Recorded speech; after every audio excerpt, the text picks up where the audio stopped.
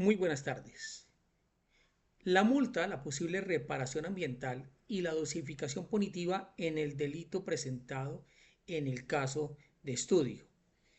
Buenas tardes. En este video analizaré el caso de las personas capturadas de acuerdo al testimonio el 4 de noviembre del 2022 en la vía que va de Pacho a Zipaquirá, cuando transportaban madera sin contar con los permisos expedidos por la autoridad ambiental, en este caso por la CAR. Antes de responder, es necesario hacer una precisión. El artículo 328 del Código Penal no se denomina aprovechamiento ilícito de recursos no renovables, sino aprovechamiento ilícito de los recursos naturales renovables. La madera es un producto forestal y por tanto proviene de un recurso natural renovable. Frente a la primera pregunta que nos hace en el ejercicio, ¿qué tipo de multa contempla este delito? Para la fecha de los hechos ya se encontraba vigente la modificación que se introdujo en la ley 2111 del 2021.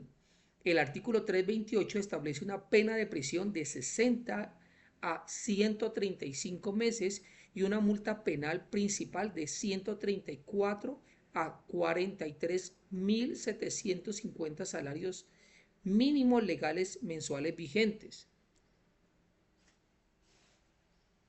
Se trata de una multa principal acumulativa y que es graduable. Es principal porque aparece expresamente prevista en el tipo penal. Es acumulativa porque se impone junto con la pena de prisión y es graduable porque el juez debe fijar su cuantía dentro del rango legal, no imponer automáticamente el máximo. La conducta descrita en el proceso, en el caso presentado, puede adecuarse al artículo 328 porque uno de sus verbos rectores es transportar productos de los recursos forestales con incumplimiento de la norma ambiental. En este caso, las personas manifestaron que no tenían los permisos y la CAR confirmó que efectivamente no existía una autorización para movilizar dicha carga. Frente a la segunda pregunta, además de la pena, ¿deben enmendar los daños ocasionados? Por supuesto, pero debe diferenciarse entre la sanción penal y la reparación del daño. La prisión y la multa cumplen funciones punitivas y preventivas. Sin embargo, no reemplazan la obligación de reparar los perjuicios que se demuestren. Una vez declarada la responsabilidad penal, puede promoverse un incidente de reparación integral para determinar los daños y las medidas de reparación procedentes. Estas pueden comprender desde la indemnización, pasando por la restitución o medidas orientadas a reparar el daño causado. Además, la CAR puede adelantar un procedimiento administrativo ambiental independientemente del proceso penal. En ese escenario puede ordenar el decomiso de la madera, e imponer medidas de corrección, compensación, recuperación o restauración ambiental.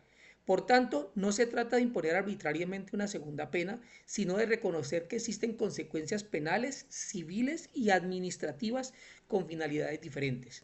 Ahora bien, la obligación concreta de restaurar o indemnizar no puede presumirse únicamente por la captura.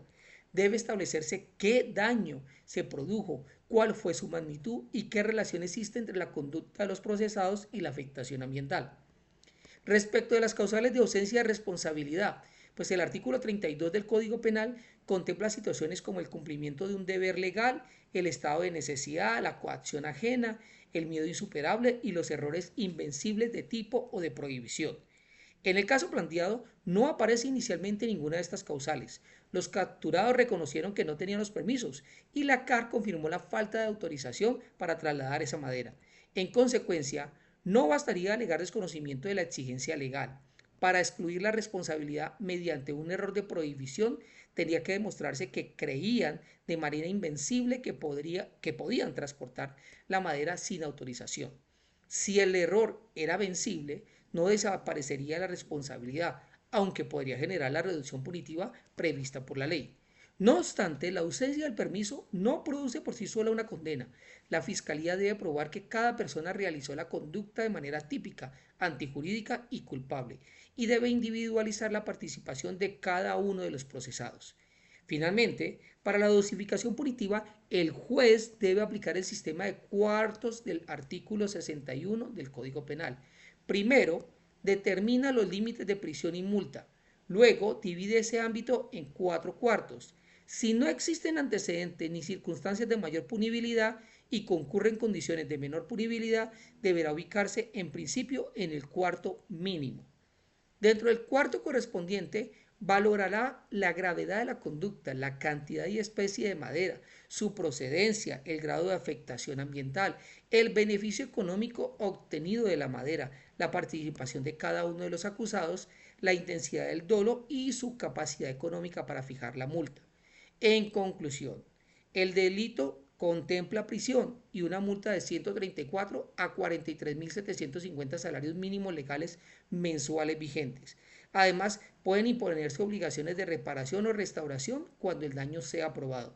La sanción definitiva dependerá de que no exista una causal de ausencia de responsabilidad y de una dosificación individual, motivada y proporcional.